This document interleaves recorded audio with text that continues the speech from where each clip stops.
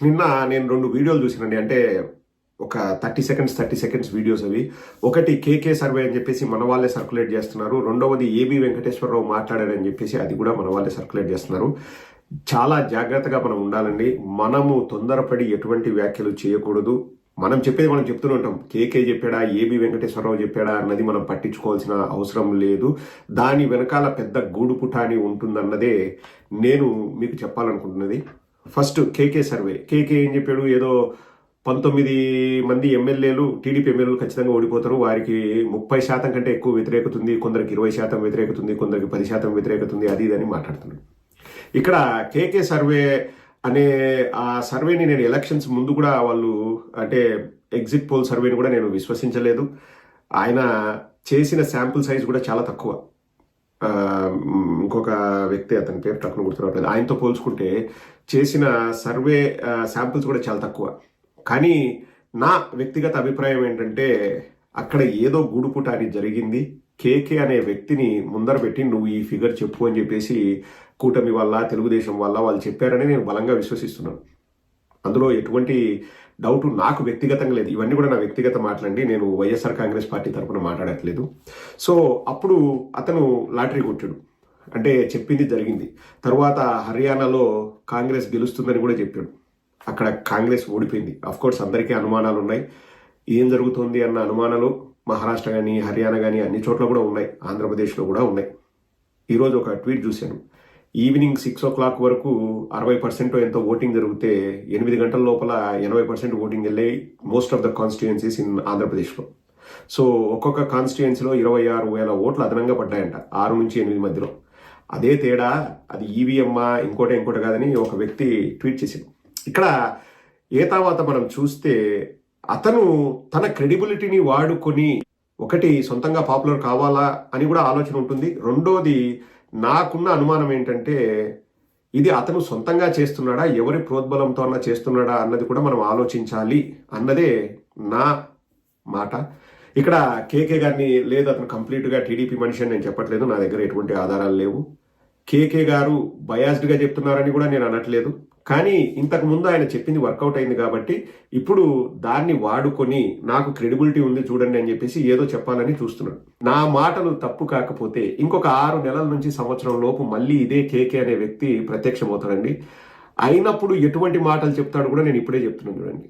ఒకవేళ ఇది స్క్రిప్ట్ అయితే మనం జాగ్రత్తగా ఉండమని నేను మన వాళ్ళకి చెప్తున్నాను. అతను నిజంగా అబద్ధమా అని కూడా నేను చెప్పట్లేదు. 1 సంవత్సరం తర్వాత మేము ఆ రోజు ఓడిపోతామని చెప్పాము, తరువాత తెలుగుదేశం పార్టీ అప్రమత్తమైంది, వాళ్ళు తప్పులు దిద్దుకున్నారు, ఆ ఎమ్మెల్యేలు కూడా ఇప్పుడు ప్రజలతో మమేకమవుతున్నారు, ఆ ఎమ్మెల్యేలు కష్టపడి పనిచేస్తున్నారు, కాబట్టి తెలుగుదేశం గ్రాఫ్ పెరిగింది అని ఈ సదరు కేకే ఇంకొక సంవత్సరం తర్వాత వచ్చి చెప్పినా ఆశ్చర్యపోవాల్సిన అవసరం లేదు. ఎందుకు ఇది నేను బలంగా నమ్ముతున్నాను అంటే ఒక ఇంటర్వ్యూలో ఎలక్షన్స్ ముందు వంగలపూడి అనిత స్వయంగా ఏబిఎన్ రాధాకృష్ణతో ఒక మాట అనింది. వస్తామండి, మేము అధికారంలోకి వచ్చిన తర్వాత ఫస్ట్ 6 months మేము చేయాల్సినటువన్నీ చేస్తామండి, వాళ్ళని ఎవరెవరిని ఇబ్బంది పెట్టాలో పెడతాము, తరువాత పాలన పైన దృష్టి పెడతాము అన్నారు. అంటే అదే వాళ్ళ అజెండానే అది. సంవత్సరం 2 ఏళ్ల వరకు ఇష్టారీతిన కేసులు పెట్టడం కానీ, పందికొక్కుల్లాగా మెక్కడం కానీ ఇది వాళ్ళ అజెండా. ఫుల్లుగా తినేసి బాగా లాభపడ్డ తరువాత నెక్స్ట్ కొత్త డ్రామా స్టార్ట్ అవుతుంది. అది నెక్స్ట్ ఇయరా లేకపోతే 3 సంవత్సరాలు అయిపోయిన తర్వాత అన్నది మనం వేచి చూడాలి. ఇదే కేకే ఆ రోజు వచ్చేసి మేము చెప్పిన తర్వాత ఈ 6 నెలల్లో ఈ సంవత్సరంలో ఇంప్రూవ్ అయింది, తెలుగుదేశం గ్రాఫ్ పెరిగింది అన్నా ఆశ్చర్యపోవాల్సిన అవసరం లేదు if that survey was scripted.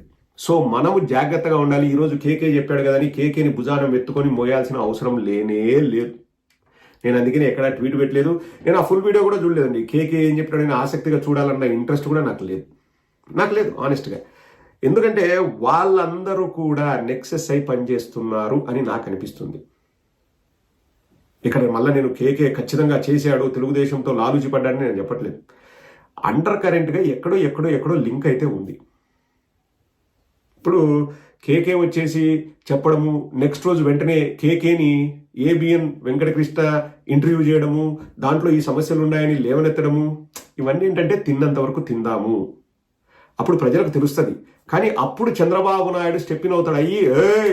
ఇంకా ఎవ్వడు తినడానికి వీల్లేదు, నేను చూపిస్తా, తడాక చూపిస్తా అంటే ఆ పాటికి లాక్కోవాల్సినవి పీక్కోవాల్సినవి మొత్తం చేసేసి లాస్ట్ 2 years లాస్ట్ 1.5 year ఇదంతా మారిపోయింది అని కలరింగ్ ఇచ్చేదానికి ఆస్కారం 100% ఉంది. అప్పుడు ఇటువంటి కేకే వాళ్ళనే వాడుకుంటారని నాకు అనిపిస్తుంది.